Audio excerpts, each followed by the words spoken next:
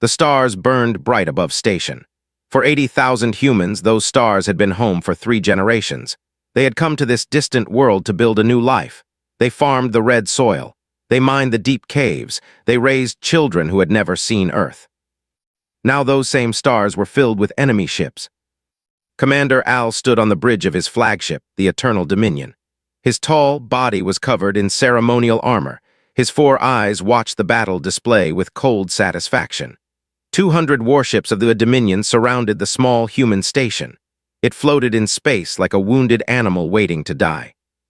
"Status report," Al said. His voice was deep and harsh.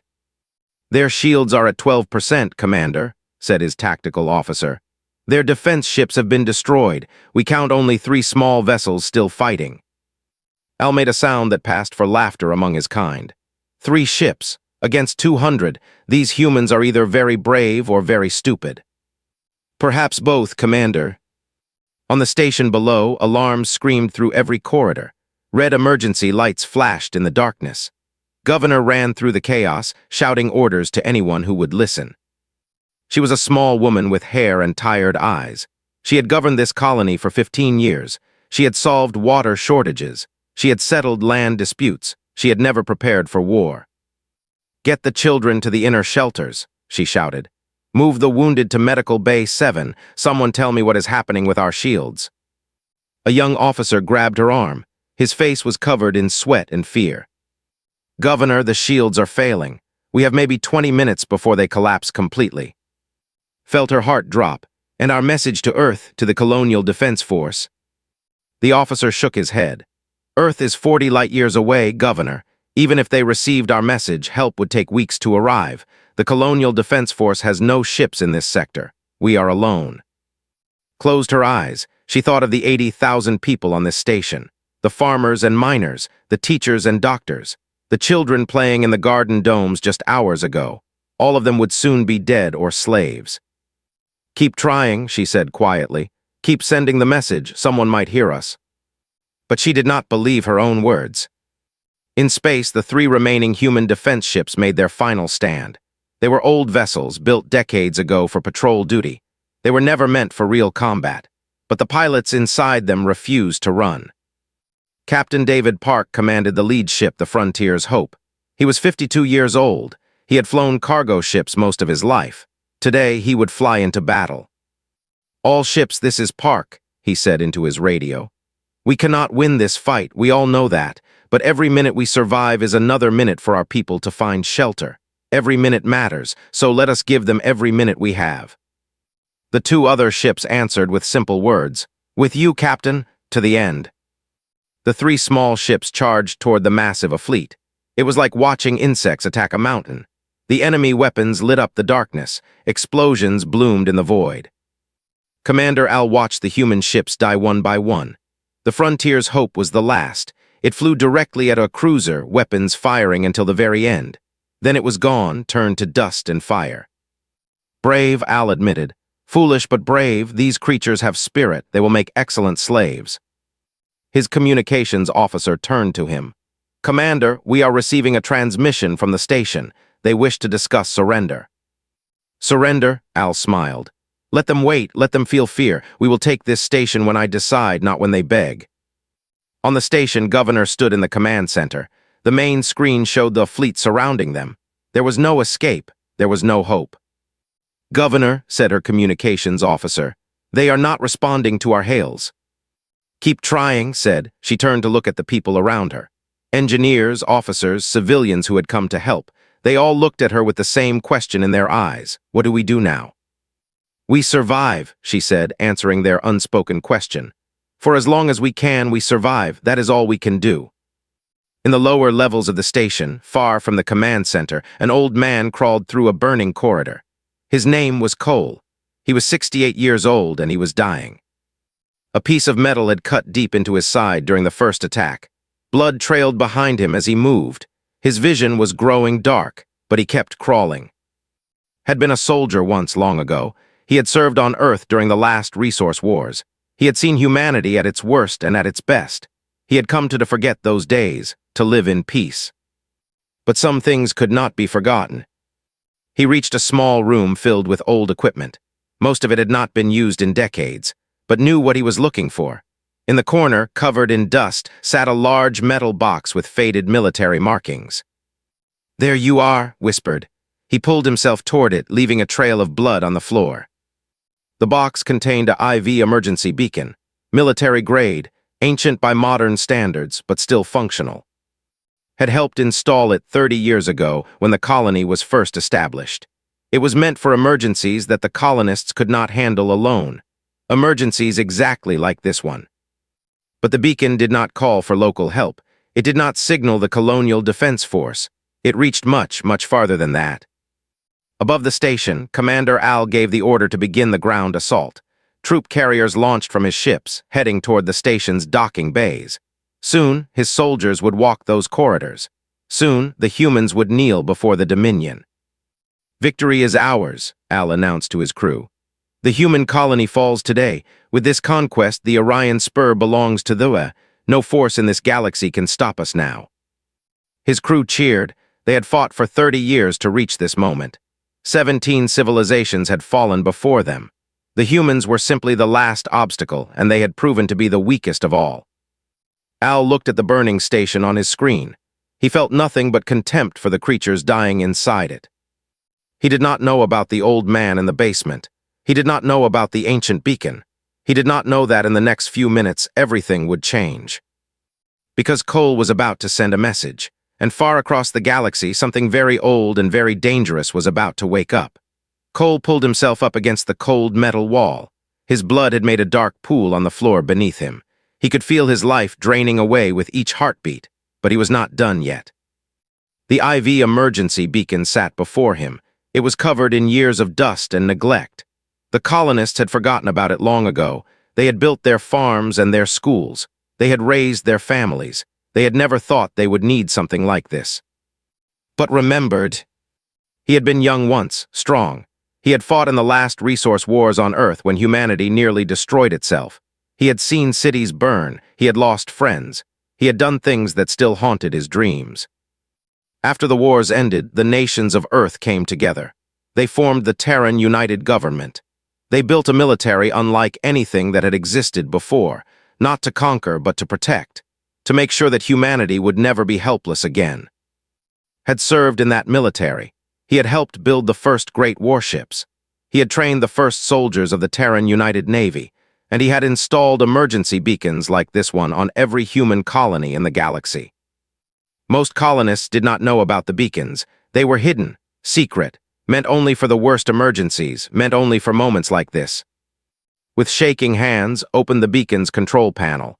The screen flickered to life, showing a simple interface. His fingers left bloody prints on the keys as he typed. The beacon required a code, had memorized it 40 years ago. He had never used it. He had prayed he would never have to. He typed the code now. Omega contingency. The screen changed. A new message appeared, confirm activation. This signal cannot be recalled. Thought of the people on the station above him, the children in the shelters, the mothers holding their bobbies, the old men and women who had worked their whole lives to build something good on this distant world. He thought of the soldiers coming to take them all. He pressed confirm. The beacon hummed to life. It drew power from deep within the station, from emergency reserves that no one else knew existed. The machine began to glow with a soft blue light. Then it sent its message. The signal punched through normal space and into subspace. It traveled faster than light, faster than any normal communication. It carried a simple message, broadcast on a frequency that only one organization in the galaxy could receive. Omega contingency. CIVILINS under siege. Coordinates attached. DEATHWRLD origin confirmed. Terra REMEMBRS. Watch the beacon complete its task. The word signal sent appeared on the screen. He smiled. "Come and get us, you beautiful monsters," he whispered. Then his eyes closed and Cole died with his hand still on the machine. Far across the galaxy, the signal reached its destination. Earth had changed in the centuries since humans first left for the stars. The old nations were gone, united under one government. The wars were over. The planet was healing. But Earth had not forgotten what it was. Deep beneath the surface of Luna, Earth's moon, sat the headquarters of the Terran United Navy. It was a vast complex of tunnels and chambers, hidden from the eyes of the galaxy. Most alien species did not even know it existed. Admiral sat in her office, reviewing routine reports. She was 55 years old, with short hair and sharp eyes. She had commanded the Navy for 10 years. In all that time, she had never seen real combat. The Terran United Navy was humanity's secret. The colonies knew about the Colonial Defense Force, a small fleet of patrol ships and cargo vessels. But the Navy was something else entirely. It was built from the lessons of Earth's bloody history. It was designed to fight wars that humanity hoped would never come. Sometimes wondered if the Navy would ever be needed. Perhaps humanity had truly found peace. Perhaps the galaxy was not as dangerous as their ancestors had feared. Then her console began to flash red. She stared at the screen. Her blood turned cold. Omega contingency received. Source VEYNAR system. Civilian population 80,000. Hostile force A Dominion. Had trained for this moment her entire career. She had studied the protocols. She had run the simulations. But she had never truly believed it would happen. She pressed the emergency comm button on her desk. All senior staff to Command Center Alpha. This is not a drill. I repeat, this is not a drill. We have an Omega contingency. Within minutes, the command center was filled with officers. They gathered around the main display, which showed the system and the fleet surrounding it. Report said. Her intelligence officer stepped forward. The Dominion, Admiral. They have conquered 17 species in the last 30 years. They use slave labor and strip mine planets for resources. They have never encountered humans in significant numbers before. Until now, said. Until now, Admiral, they appear to believe that the colony on is the extent of human civilization. They do not know about Earth. They do not know about us. Another officer spoke up. Admiral, our fastest ships can reach in 6 hours using emergency, but the station may not last that long. Studied the display, 80,000 people, farmers, children, families who had left Earth to find a better life. They were under attack and they had called for help. There was only one answer she could give. Activate all fleet elements, she said. 1st through 9th fleets will deploy immediately. Full combat readiness. We jump in 6 hours. The room fell silent. 9 fleets. That was nearly every warship the Navy had. 300 vessels, crewed by men and women who had trained their whole lives for a fight that many believed would never come. Admiral, her executive officer said quietly, if we reveal ourselves now, the entire galaxy will know about us. Every alien species will learn that humanity has a hidden military. There will be consequences. Turned to face him, her eyes were hard. There are 80,000 humans on that station. Men, women, and children. They sent an Omega signal because they are about to die. Our ancestors created the Navy for exactly this moment. We do not hide while our people burn. She turned back to the display. Send a message ahead. Use the emergency channels. I want them to know we are coming. Her communications officer looked up. What should the message say, Admiral?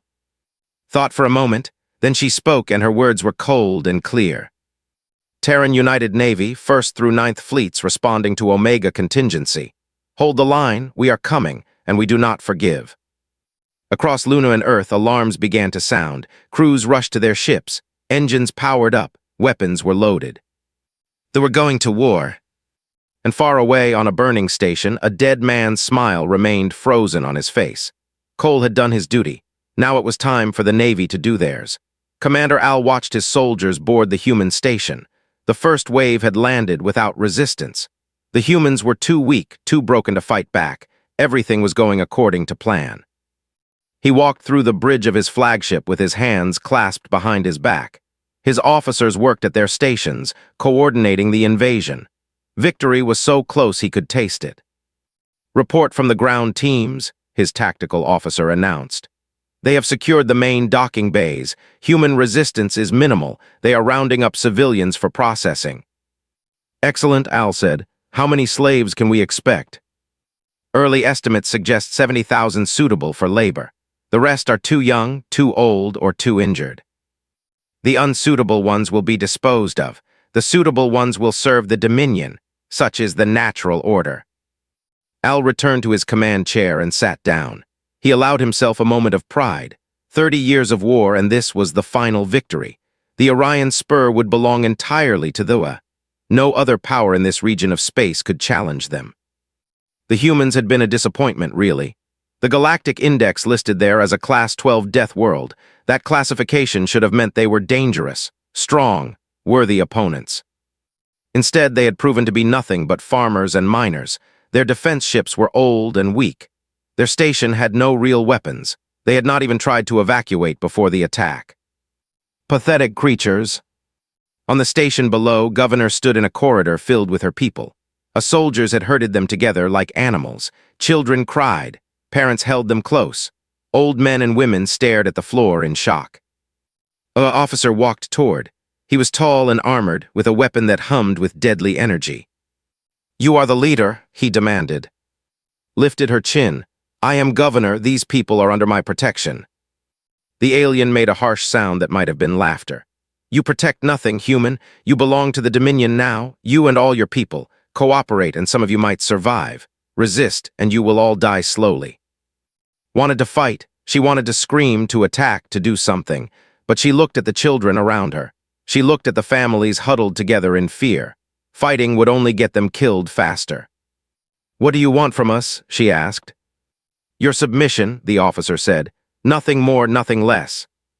Closed her eyes. She had failed her people. She had failed everyone. But then she remembered something. The last message from the communications officer before the room was overrun. A strange signal had been detected, leaving the station on an unknown frequency. The officer had not known what it meant. Did not know either, but she held onto that small mystery like a spark of hope in the darkness. Back on the flagship, the science officer frowned at his display. Something was wrong with the sensors.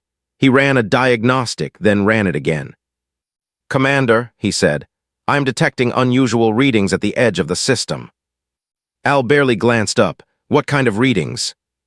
"Subspace distortions. They suggest incoming vessels, but the signatures are strange. They are much larger than anything in our records." "Larger?" Al finally turned to look at the display. "How much larger?" "I am not certain, Commander. The readings are inconsistent. It may be sensor interference." Al studied the screen. The distortions were small, barely visible against the background noise of space. Probably nothing. Perhaps some natural phenomenon he did not recognize. "Keep monitoring," he ordered. "Report any changes." "Yes, Commander." An hour passed. They continued their work on the station. More civilians were processed, more soldiers deployed. The operation proceeded smoothly. Then the distortions grew larger. The science officer's voice was less calm now. "Commander, the subspace distortions are increasing. I am now detecting multiple signatures. 10 vessels, no, 50. They are approaching at high speed." Al stood up. 50 vessels, from where? There are no other powers in this sector. "Unknown, Commander, but their speed is remarkable. They will arrive in less than 3 hours." "Impossible. No fleet can travel that fast." But the sensors did not lie. The distortions continued to multiply. 50 became 100. 100 became 200. The science officer's voice was shaking now. "Commander, I am reading 300 vessels. They are coming from the direction of the galactic core, from the region listed as human-controlled space." Al felt the first flicker of doubt. "Humans have no fleet. We have studied them. They have nothing but cargo ships and patrol craft." "These are not patrol craft, Commander. These are warships, very large warships, and they are coming very fast." The communications officer spoke up suddenly. "Commander, we are receiving a transmission. It is broadcasting on all frequencies." "Put it through." The speakers crackled. Then a voice filled the bridge. It was a human voice, cold and steady and utterly without fear. "Terran United Navy, 1st through 9th Fleets responding to Omega contingency. Hold the line, we are coming, and we do not forgive." The message repeated, again and again, the same words, the same cold promise. Al stared at the speakers. His mind struggled to process what he was hearing. Terran United Navy, 1st through 9th Fleets. Humans did not have a navy. Humans did not have fleets. Humans were weak, primitive creatures who could barely defend a single station. "This is a trick," he said. "A deception. They are trying to frighten us with fake signals." "Commander," the science officer said quietly, "the subspace signatures are real. Whatever is coming, it is very large, very fast, and there are very many of them."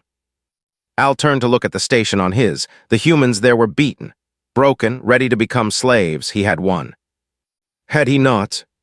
"Recall all ground forces," he ordered. "Form defensive positions, prepare for possible combat." His officers looked at him with surprise. Some looked afraid. They had never seen their commander worried before. On the station, a soldier grabbed Governor's arm roughly. "We are leaving. You will come with us." "What is happening?" asked. The soldier did not answer, but saw something in his alien eyes that she had not seen before. Fear. Something had changed, something was coming, and for the first time since the attack began, felt hope stir in her chest. She did not know what was approaching. She did not know who had sent the strange signal, but someone had heard their cry for help. And that someone was coming. The hours passed slowly. The fleet formed into battle lines. Commander Al paced his bridge, watching the sensors with growing unease. The distortions were closer now. The signatures were clearer. 300 ships, heading straight for them, moving faster than anything he had ever seen. "Who are they?" he whispered to himself. "Who are these humans truly?" He was about to find out. The sky above station tore itself apart. Commander Al watched in horror as reality itself seemed to crack and shatter. Holes opened in space, glowing with terrible energy. Through those holes came ships, more ships than he had ever seen in one place. They were enormous. The smallest was twice the size of his flagship. The largest was so big that his sensors could barely measure it. They were dark and angular, built for war in a way that no species in the galaxy had ever designed. They looked like weapons given form. 300 warships emerged from imperfect formation. They moved with a precision that spoke of endless training and iron discipline. The fleet, scattered and surprised, looked pitiful by comparison. "All ships battle positions," Al shouted. "Open fire, destroy them before they can form up." The fleet responded. 200 vessels unleashed their weapons at the approaching humans. Energy beams and missiles flew across the void. It was enough firepower to destroy a planet. The human ships did not even slow down. Admiral stood on the bridge of the Tun Wrath of Gaia. The enemy fire splashed harmlessly against her ship's shields. Around her, officers worked with calm efficiency. No one panicked. No one showed fear. This was what they had trained for their entire lives. Report said, "Enemy fleet is engaging, Admiral. They have 200 vessels of various sizes. Their weapons are causing minimal damage to our shields." "Casualties?" "None, Admiral." Nodded, "Open a channel to the enemy commander." The communications officer worked for a moment. "Channel open, Admiral." Spoke clearly and calmly. "A commander, this is Admiral of the Terran United Navy. You are engaged in hostile action against protected Terran citizens. You have one opportunity to withdraw. There will not be a second." On the flagship, Al heard the message. He stared at his tactical display in disbelief. The human ships were taking fire from his entire fleet and showing no damage at all. How was this possible? How could any species build ships this powerful? But Al was a warrior. He had conquered 17 civilizations. He would not surrender to anyone, especially not to humans. "Increase fire," he commanded. "All ships concentrate on the lead vessel. We will break them." His fleet obeyed. Every weapon they had focused on the wrath of Gaia. The space around the human flagship lit up with explosions. When the fire cleared, the wrath of Gaia was untouched. Admiral watched the enemy attack with cold eyes. These aliens had come to enslave her people. They had killed innocent men, women, and children. They thought humanity was weak because humans had chosen peace. They were about to learn the truth. "All ships," she said, "engage." The Terran United Navy attacked. Human ships moved through space like nothing they had ever seen. They accelerated at speeds that should have killed their crews. They turned and dodged with impossible agility. They flew as if the normal rules of physics did not apply to them. They did not. Humans came from Earth, a planet where gravity was 40% stronger than the galactic average. A planet where the atmosphere was filled with oxygen, a gas that was poison to most species. A planet of storms, earthquakes, volcanoes, and predators. Earth was one of the most dangerous worlds in the known galaxy, and its children had evolved to survive it. The human crews inside those ships could withstand forces that would turn bodies into paste. They could think and fight under pressures that would knock any other species unconscious. They were not stronger than other races. They were not smarter. But they were survivors, and now they were fighting for their people. "Mass drivers firing," a tactical officer announced on the Wrath of Gaia. The Terran ships did not use energy weapons like other species. They used kinetic weapons, simple metal projectiles accelerated to incredible speeds. It was considered a primitive technology by galactic standards. Civilized species had abandoned it long ago. Civilized species had never faced. The first volley hit the fleet like the fist of an angry god. Massive metal slugs tore through alien ships as if they were made of paper. Explosions bloomed across the formation. Vessels that had conquered worlds were reduced to burning wreckage in seconds. Al watched his fleet die. Ship after ship vanished from his display. His officers screamed in panic. His warriors, who had never known defeat, were being slaughtered. "How," he whispered, "how can they be so strong?" The answer was simple. Humanity had spent its entire history fighting nature, fighting predators, fighting each other. They had nearly destroyed themselves in their wars. They had learned the hard way just how good they were at killing. When they left Earth, they had hoped to leave that violence behind. They had built peaceful colonies. They had farmed and mined and raised families. They had tried to be something better than their ancestors. But they had never forgotten what they were, and they had never stopped preparing for the day when that forgotten power would be needed. That day had come. The battle lasted 11 minutes. When it was over, the fleet was gone. 192 ships destroyed, 8 captured. Only Al's flagship remained, drifting and powerless, its engines dead and its weapons silent. Admiral surveyed the wreckage. Her ships had taken no significant damage. Her crews had suffered no casualties. The enemy had been completely, utterly destroyed. "Send rescue teams to the station," she ordered. "Medical personnel, engineers, supplies, these people have been through enough. Let us show them that help has arrived." She paused, looking at the crippled enemy flagship on her display. "And bring me the enemy commander. I want to speak with him personally." On station, the humans did not understand what had happened. One moment, they had been prisoners of the Wa. The next, their guards had simply frozen, staring at their communication devices in shock. Then they had started running, fleeing back to their ships, abandoning their weapons and their prisoners. Governor stepped outside into a corridor that was no longer filled with enemies. Through a viewport, she could see the space above the station. It was filled with human ships, massive vessels bristling with weapons. They flew past in perfect formation, their lights blinking against the darkness of space. "Who are they?" someone asked behind her. Shook her head. She had no idea. She had never seen ships like these. She had never even heard of ships like these.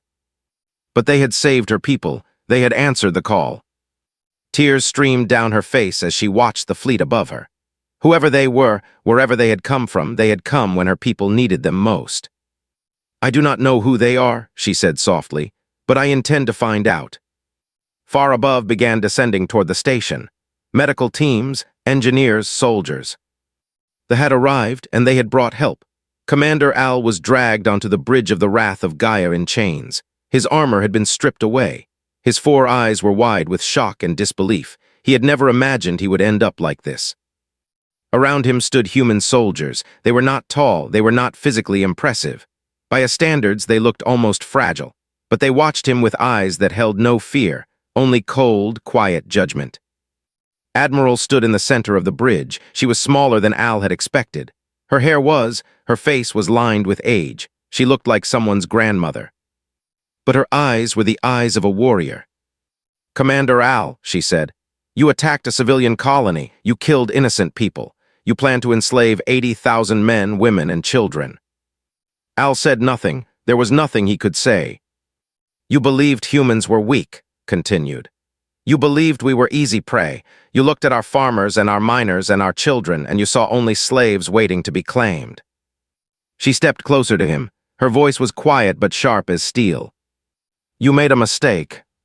El finally found his voice. How did you hide this from the galaxy? Where did this fleet come from?" smiled, but there was no warmth in it.